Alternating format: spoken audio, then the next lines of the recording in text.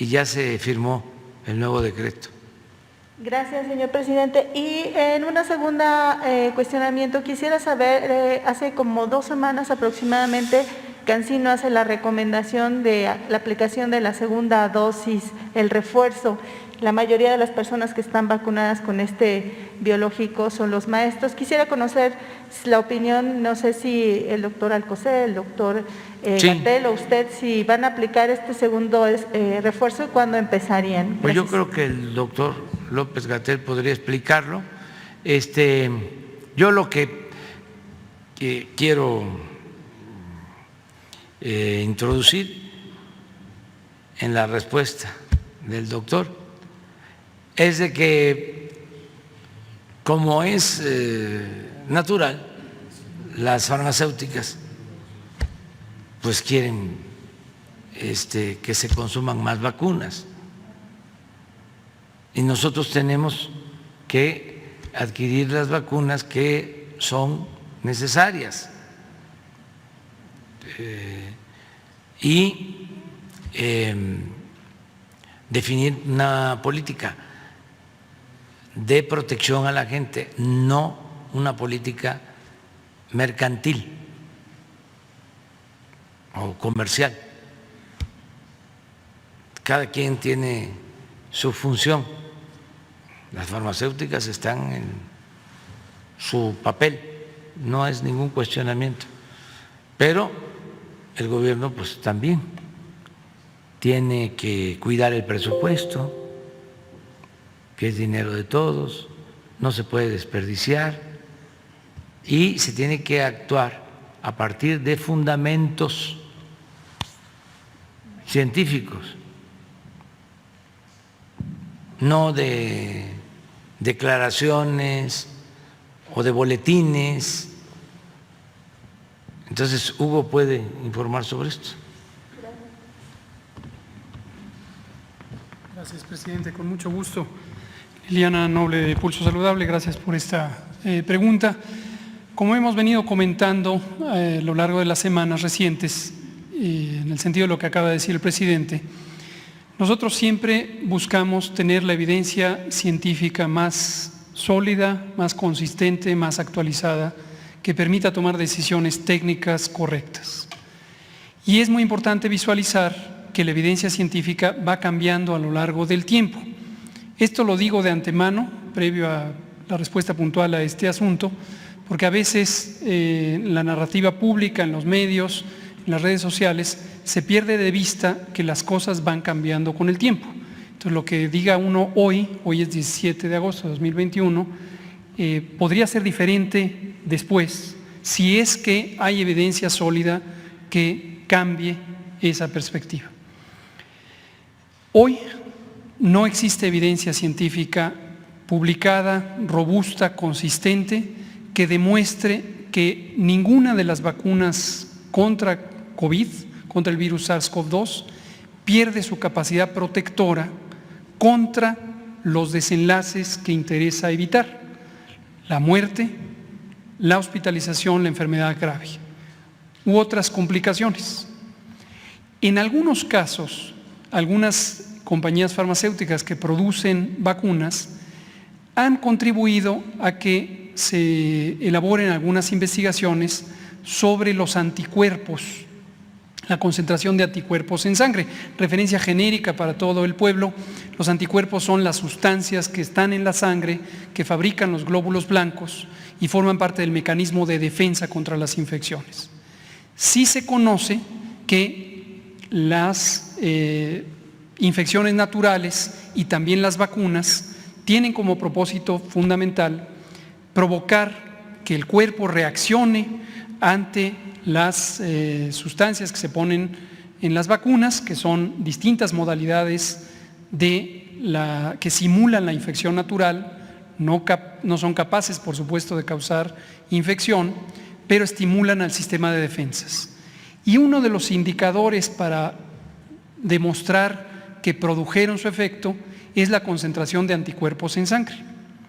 Ahora, tanto para las vacunas, de cualquier tipo de vacuna, como para las infecciones naturales, se conoce que ciertas semanas o meses después de la respuesta original, el sistema de defensas, el sistema inmune, pasa a un estado de relativa reposo, de estabilidad, de quietud, pero guarda memoria inmunológica. ¿Cómo la guarda?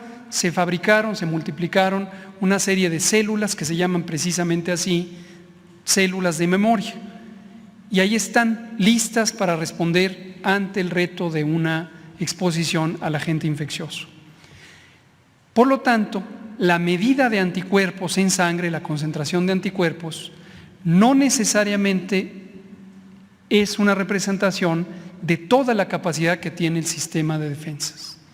Se ha observado en algunas de las vacunas que 6, 8 meses después de aplicadas, los anticuerpos reducen con respecto a la cantidad máxima que se logró a las pocas semanas de la inyección, pero insisto, eso no es una demostración de que han perdido su efecto.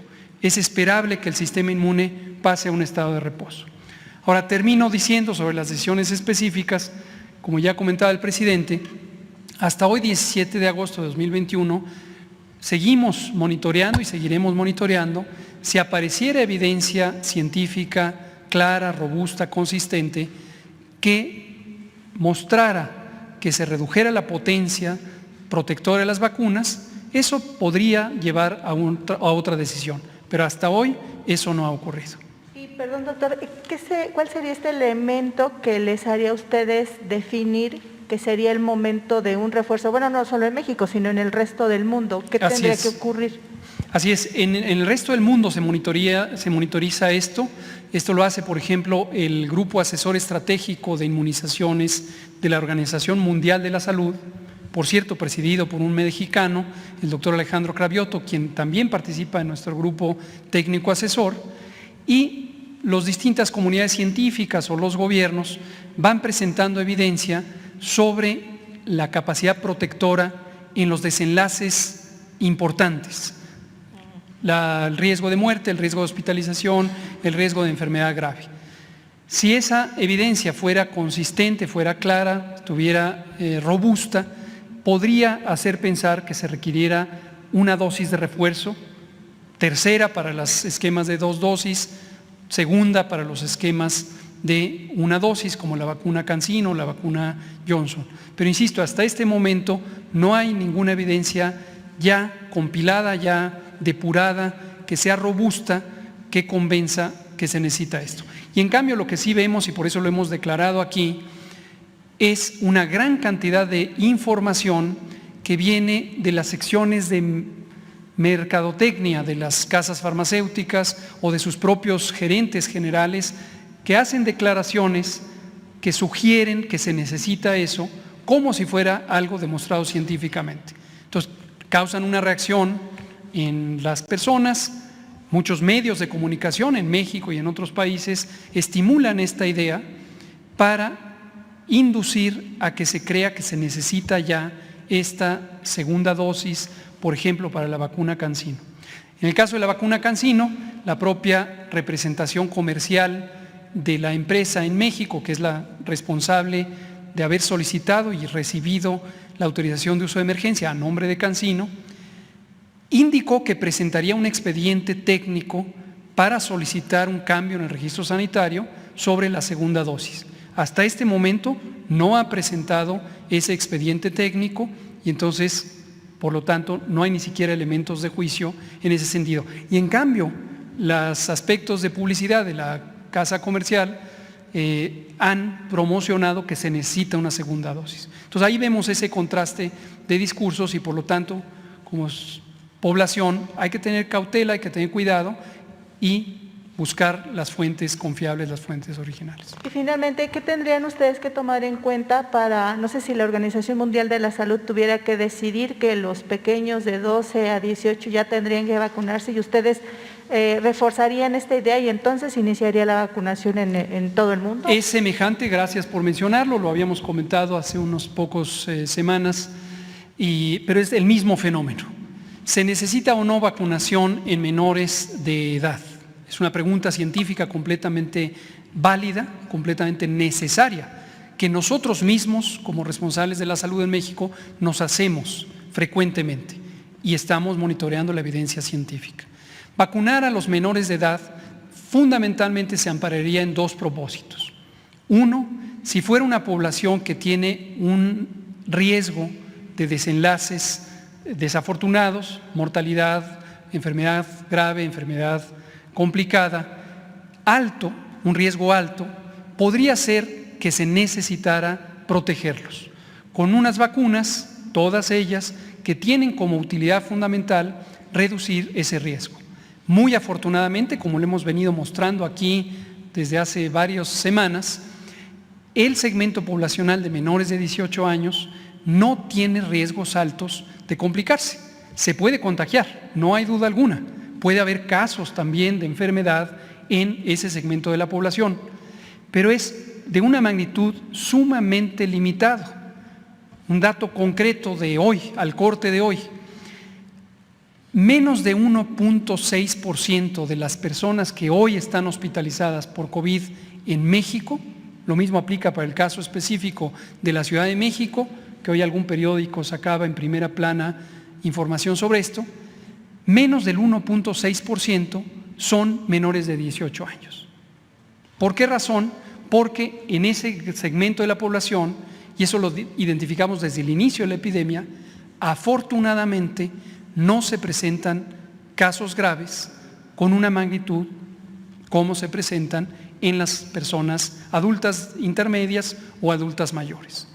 Y la segunda potencial utilidad de vacunar a menores de 18 años es la idea de que se eviten contagios a partir de estas personas, de las adolescentes y niños. Pero las vacunas, todas ellas, todas las que existen, no han demostrado tener una capacidad sustantiva para reducir el riesgo de contagio. Es decir, la persona vacunada puede seguir contagiando. Tiene menor riesgo de enfermar, menor riesgo de hospitalizarse, menor riesgo de morir, pero puede infectarse y puede transmitir a pesar de que tenga la vacuna. Entonces, esto en el contexto de la reapertura de las escuelas también se ha querido utilizar como un argumento de que solo si se vacuna a menores de edad se pueden abrir las escuelas. No tiene sentido esto, sentido científico, porque las vacunas, todas las existentes, no reducen la posibilidad de transmisión. Entonces, en este momento ese es el estado que guarda la evidencia científica, e insistimos, si apareciera un elemento científico sólido, convincente en sentido distinto, posiblemente consideraríamos un sentido distinto. Gracias.